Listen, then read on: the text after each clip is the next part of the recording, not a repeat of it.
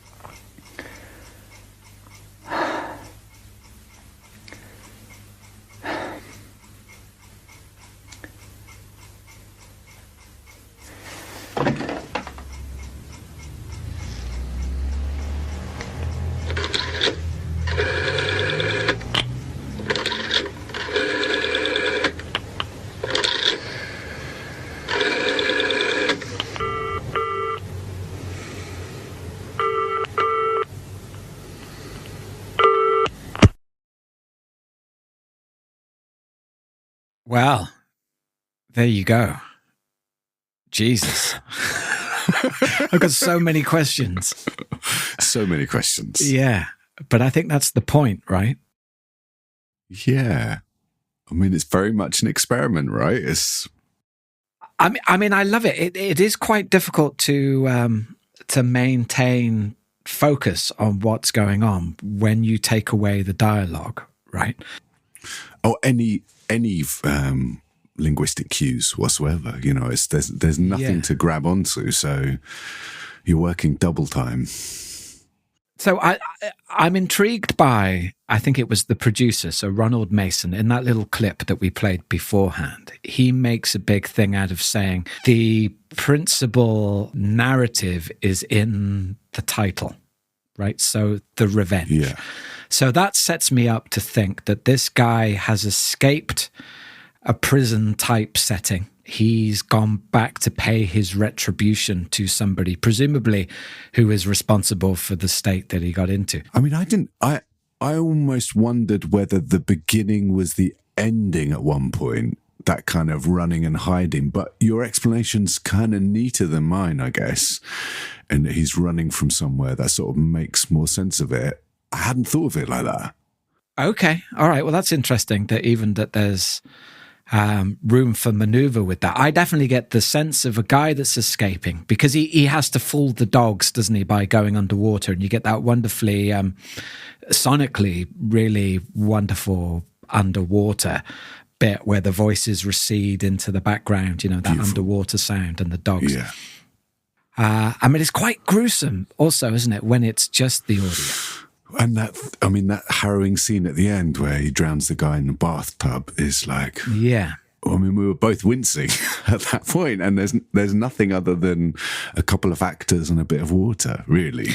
And so it's this weird thing of, because the age that we are, we would have seen so much violence on screen that you've been desensitized to it in a way which perhaps you haven't with the audio, or the audio requires you, if you're going to listen to it, if you're not going to turn away, requires you to really be present, right? And really feel the sensation of someone that's being drowned in a bath. Totally. And you must have experienced this in your work in making documentaries and those kind of things, that the sound is often more of a visceral component than the visual. You can have a harrowing scene with a kind of juxtaposing piece of sound, and it will kind of level it out. Or you could have a really beautiful scene with a really stark piece of sound, and it feels really really overwhelming. So I think the sound does a lot, but we just don't always pay that much notice to it. Sure. It's having, certainly on your emotional reaction to the piece, it's having a big influence all the time, isn't it? Totally. And so in this situation, where not only have you taken away the picture, you've taken away the narrative, the language. I mean, it's fascinating to think whether, if there was a picture to that, or even if there was words to that, whether that audio would remain the same, right? Because it seems very pronounced, but perhaps it's because we've been reduced to that one reading of it. Yeah, I always find it quite a confusing piece. There are points certainly in the middle where he's clearly on the run, which just feels like I kind of get lost. To me, it's got quite a linear narrative. Yeah. So the one other question that I have is that the whole telephone. Now, the sound of a rotary telephone is quite an archaic sound. Anybody listening to this under the age of, God, I don't know what, 25, 30 even maybe, probably won't even necessarily know what that sound is, right? But my question is, regardless of that, who was he phoning? Yeah, exactly. Yeah. Exactly. It so? It was phoning perhaps someone at the first time round to tell them that he'd escaped, but they didn't answer. So obviously we don't hear the conversation. And perhaps he was phoning somebody after the deed was done, after the revenge was committed, but also they don't pick up. So it's made powerful by that, though. I think that's very clever part of the narrative storytelling, in that you get this sense that he wants to speak to somebody, but it can't happen. I want to talk about the edit, because there's a very clever and subtle way you experience the passing of time, right? Which is really accentuated when he's waiting in the house. You get that fade out of the kind of atmospheric sounds, primarily the clock, and there's also the cat there. But then when it comes back again, you've got him sleeping, right? Did you hear that as well? This kind of, the breath has changed, and there's a kind of performance of a sleeping person, and the cat's purring. And then he's woken up by the return of the homeowner. But that grammar, I think, is really interesting, of the fade, the let's miss a beat of silence, and then we're back again. So there's that, and they do that a few times as a transition, right? And the way that the clock works with that as well, that you're almost missing a beat of the clock, it's really neatly done. And I think that moment's kind of pronounced for me as well, because amongst all this tension of usually driven by the breath, and the environment's moving. So it's the breath is the primary pulse in it, in a way. You then have this moment where you've got all of those sounds that we'd associate with comfort. You've got the clock, the gentle clock, the kind of breath slows down, the cat purring, and then the pipe as well. So you've got this kind of this. Why a pipe and not a cigarette? I heard a cigarette. Yeah. Did you hear a cigarette? It was. I definitely heard a cigarette. In my mind, it was a cigarette. But why? I want to know why a pipe, because of the kind of lighter. The lighter was a pipe lighter, so it's a click. So it was one of those long lighters, as I heard it, and also the inhalation was like a. Okay, he was getting the pipe going. Yeah, that was how I read it.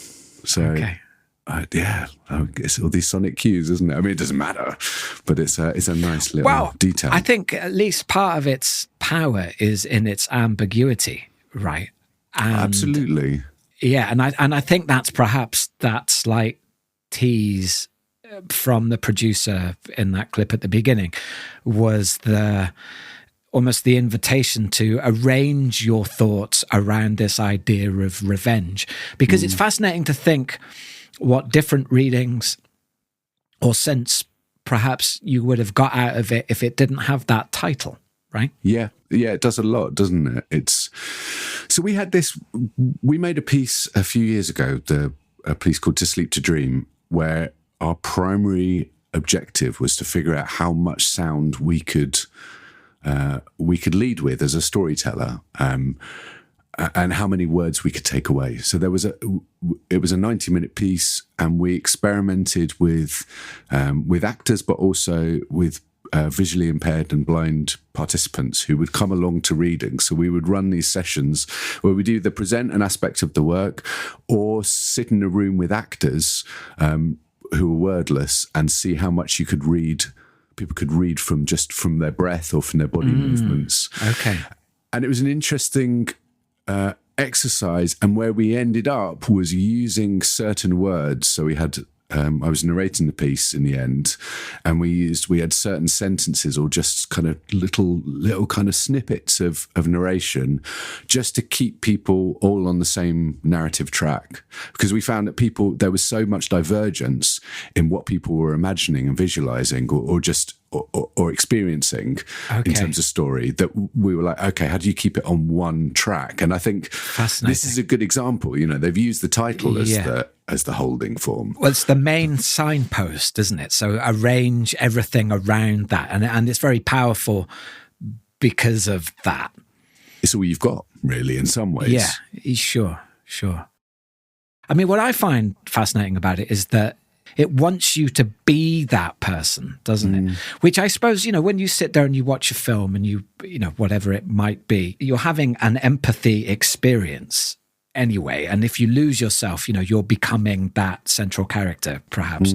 But this wants it to go a step further. I mean, reflecting on it now, it is remarkable how just from the sound, with no picture and no dialogue, of just how sharp in my mind those places exist. Because I'm reliving it now. I'm talking about the kitchen. I know exactly what that kitchen looks like. Yeah. So it's a clever sleight of hand, isn't it? Which I think is always going on with audio. But it conjures up things, an atmosphere, an ambience which you don't question, right? It's almost like a sense of smell. There's something that bypasses your literal brain. Because we're experiencing it all the time. Yeah. At this point in time, these kind of pieces are always going to sit as experiments, right? Because there's not been enough of them. But we're at a point in our visual language where we've just come out of, over a century of visual storytelling through film and TV and those kind of things. And I think what you see in visual storytelling, certainly in film and TV at the moment, is so sophisticated. There's a general level of kind of understanding of, if you put that image and that image, then that means that. That we have a really sophisticated sense of storytelling. There's an established grammar, isn't there? Exactly. And quite often now, you get the subversion of the grammar. So we're going to put this and this together, which normally would represent this, but actually in this case, we've done something different, right? So, Totally. I mean, yeah, it's like a cultural commentary on what's already been established. Exactly. But what we don't have, I think, as such an established thing is the equivalent in sonic storytelling. And that's partly because of appetite. And I think, if we're looking back to kind of things like Manhattan Tower and that heyday that we often talk about, if that had continued and TV never took off and cinema never took off, we probably would have had a very established sonic storytelling language that meant that we could be listening to something like this and it would feel quite crude in relation to, that whole story could probably get told in 3 minutes now in a much more efficient and elegant way. So I think we don't have that grammar in a way, but I don't think there's any reason why that shouldn't be in place, and we shouldn't be able to have these quite sophisticated sonic storytelling pieces that don't require words. And so I think pieces like this are essential, and there should be more of them, so that we can kind of be forwarding the language. Yeah, I mean this use of the word grammar, I think, is super interesting because. What I get so much pleasure from working in sound and listening to these pieces with you, Dan, and just that whole possibility of the sound only format is that to me it seems to kind of defy a standardization of grammar, and I'm not quite sure why that is. There's something about the audio-only format, whether you call it radio, podcasts, whatever you're talking about, stereophonic documentaries, where the possibilities, the permutations of what you might express just seem endless to me. I mean, perhaps this is also true of the visual form. It's not like we've exhausted it, but there's something tremendously exciting about how many different ways there are to present a story through audio. That gets me excited. I totally agree, but I think that's possibly as well partly due to the kind of nature of the pieces that we've been listening to and are drawn to as people. If we'd launched this podcast series and spent 8 episodes listening to the equivalent of The Archers, which is a very established audio storytelling format, where Let's do that. You have yeah, exactly, our Archers podcast, but where you have actors in a room reading things, and then there's sound effects that kind of and ambiences that help boost that scene or underpin it. Yeah, then that's very established. Everyone knows it. It sits on the radio. There's a set of rules, and it's well loved, right? It's well loved and it works. Yeah, for sure. But what we've been talking about over the course of this is where does the form get pushed? What happens when you push at the edges and listening to things that are playful with the form? But I'm doubling back on myself because I think there is a established sonic storytelling language. But I think this end of and then there's the fringe edges, and beyond the fringe. Yeah, and these kind of experiments of going, let's take all the cues away, let's just look at our sonic language, I think has massive potential. One extra thing I wanted to flag, just from the notes that I've got in front of me here, the producer and the director, they referred to the piece as a simple thriller, and it had 11 actors. And then this is the point that I thought was interesting, is that all of the sounds were real. There was no library sounds used. So I just want to discuss that very briefly, because first of all, we're in 1978, so it would have been more difficult, yet not impossible, to access libraries of sounds then. I mean, now, you can dial this stuff up on the internet and get any sounds that you want almost instantaneously, right? Whereas presumably, if you're making a piece for the BBC in 78, you have to wait a month for a vinyl to arrive in the post or something like that. But it doesn't mean that it couldn't be done. To me, I think there's something fascinating about the idea that although this is a drama, it has elements of documentary in it, in the sense that it's been performed and people have captured this in real time. I say this because I think, for good or for bad, I think somebody attempting to make a similar piece today, they simply the temptation to just use the sounds that already exist, the high fidelity recordings that already exist on file, would be too great, right? But I think you'd end up with something very, very different. And I think the level of control that you'd have over that and manipulation would lead you down a different path. Would you agree with that? Do you get what I'm trying to say? Yeah, no, I totally hear that, and I think you're right. I do wonder whether that choice was made partly because of the desire to use binaural, which at that time, I think having a workflow around, now it's very simple, but to have a workflow of embedding sounds in three-dimensional, in binaural, or mixing in 3D, yes, wasn't it's a really big thing. Possible. Yeah, whereas then it was just like it was a stereo mic that you stuck on a stick. Well, and it's the experience of, it's really the experience, albeit that it was being acted. It's the sounds that were made actually at the time, right? I mean, I guess I'm trying to address some kind of authenticity. Although it's fictional, although it's drama, that there is something authentic about that. Whereas a composite of many, many different sounds from many, many different places, i.e. library sounds, put together in a clever way, I think you'd end up with a different result. And the reason why I think that is fascinating or important even is because I think making the same piece today, you'd end up taking the shortcut. I mean, apparently this was recorded over a week in Reading and Archway in London. Who would spend a week doing that when actually you could spend a couple of afternoons and get all those sounds together, and do the breath work in a studio? And so it's a different level of simulation, isn't it? And also the logistics that would have gone with that I'd imagine it wouldn't have been as simple as just turning up in Archway with your binaural head and a few actors. Right. They would have had to close areas off and, got licenses and all those kind of things. Like it's probably quite prohibitive.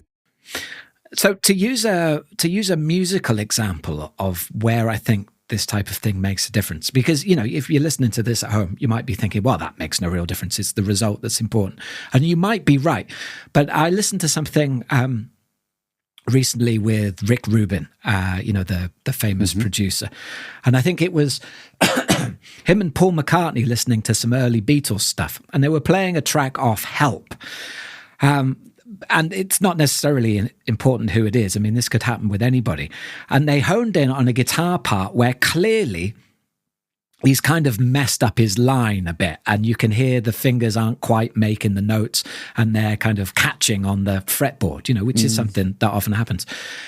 And it was interesting because McCartney said, today, if you heard that, you'd zoom in. It would be easy to zoom in, overdub, take that out, pop in a clean guitar part, right? And you'd move on. You'd absolutely do that.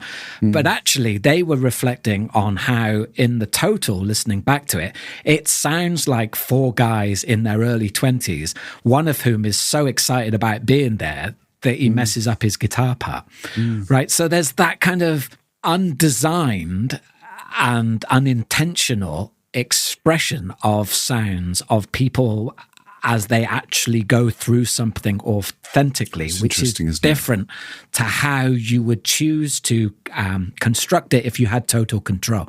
And I think today, certainly in the world of sound design and things like that, we have total control, right? Well, and I think with everything, even the thing down to filters, because it made me think of, it's like a snapshot, isn't it? These things are a snapshot of a moment of it's capturing a moment. I mean, we talked about this before, but it's the difference between someone using Photoshop and airbrushing out that guy in the background eating a sandwich and just going, there's a guy in the background eating a sandwich. And it's, so yeah, I mean, but I think those environments would have been relatively constructed as well. So of course. But it's interesting talking about it when you're talking about fiction, isn't it? Because I still think there's a human trace of something there. There's so many shortcuts and so many cheats now that we have and plugins that can do all these things for us. And I don't want to sound like an old man, but as an old man, I would suggest that some human creativity gets squeezed out by all those shortcuts. Yeah. that was an interesting listen and an interesting chat too. It's really out there, isn't it? I mean, I'm really pleased we listened to it. It is difficult, but I think there's something, like all of these pieces, there's something in there that if you give it the time, it gives you something back, right? These pieces resonate with me for weeks afterwards and actually inform other work that I'm involved in a way that often surprises me. I think this is what actually gives them the status of artworks as opposed to just entertainment, in the fact that they require a certain amount of effort from you. But once you give them that effort, they actually give you more than entertainment back. I think there's substance there. The next episode is going to be episode 9. What are we going to listen to? Episode 9. Well, I mean, you mentioned it earlier, but how about we dig into some of your ear films piece?